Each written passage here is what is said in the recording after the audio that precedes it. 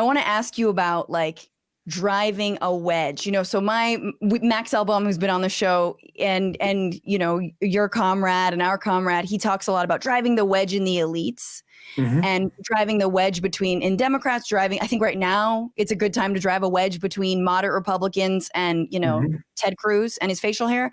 So you realize like today, Citibank announced they were going to stop making political contributions to Republicans because of who supported challenging the vote. Mm-hmm. Citibank's evil, but it's like that's a wedge, that's a win. My question is, how do you drive a wedge in white people? How do you drive a wedge in whiteness? And then say that 3 times fast, but like they're so good at tricking actual like working class or middle class people into voting for billionaire tax breaks that never benefit them. How do you drive that wedge in the working class? Or excuse me, in the white people? They're so good at driving the wedge into the working class. How do you drive a wedge into white people? Well, there's no easy answer to that, and it's something that many of us have been grappling with. But I would say this: that my focus is on winning workers, and that includes, but is not limited to, white workers. And one of the things that I say in every anti-racist forum that I engage in or with workers is that white workers have to understand that they have a material interest in opposing racism.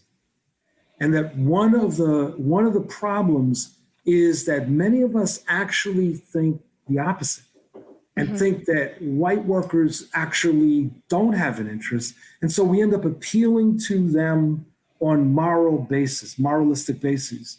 I have experienced that you demonstrate that to white workers, they have a material interest.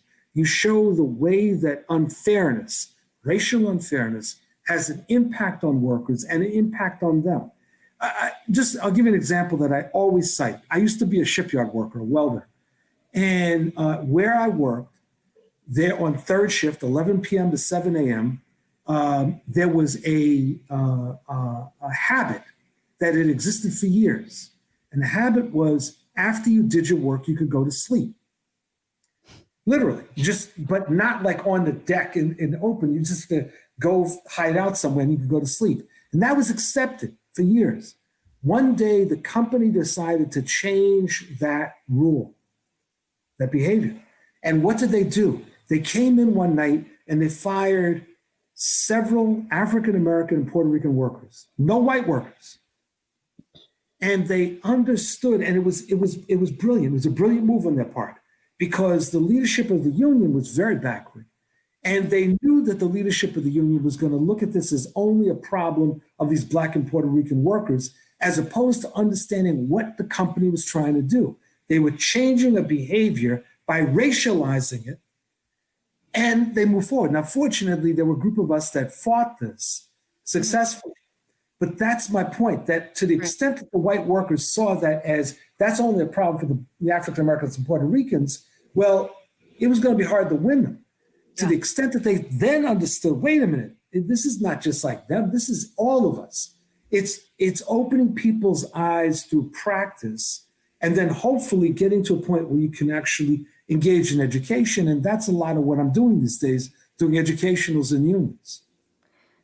I think it's so clear with Georgia. I mean, there was this, the like Black voters save Georgia. I mean, save the country. Black voters in Georgia save the country. Black and Latinx voters save the country. And without that being paternalistic or condescending, I think that's very true.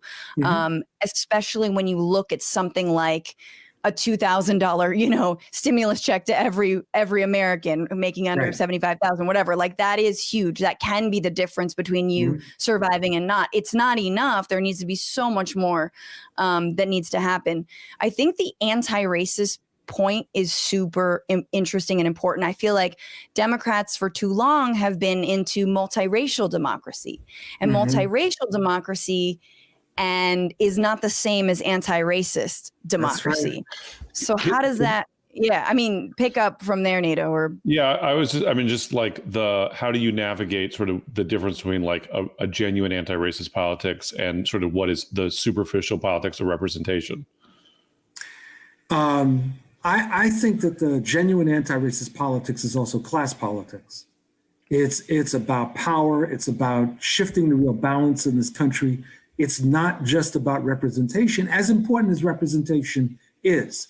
The representation is insufficient because you can have, as this planet is demonstrating, a refined capitalism, which is quite multiracial, but is very repressive, if not authoritarian. And so I think it's important that we understand that genuine anti-racism is not simply eliminating various kinds of biases and changing individual behavior. It really is systemic. So anti-racism needs to be connected to understanding the way capitalism works. And this is one of the reasons, NATO, that I break out in hives when people talk about diversity trainings. Because my experience is that most diversity trainings are done in the absence of history, and they're more focused on behavior between individuals as opposed to understanding the way that the system operates. My experience is that when you actually introduce history and you talk about the construction of race and capitalism, that is when I see the lights go on in the eyes of countless white people that I've been in front of. Yeah. That's why I'm actually optimistic. Hey, you made it to the end of the clip. That's probably because you like left politics and comedy, and me is gonna deliver. I mean, I am going to deliver more of that. So why don't you subscribe to this channel right now, and you'll never miss another show again. Ever again.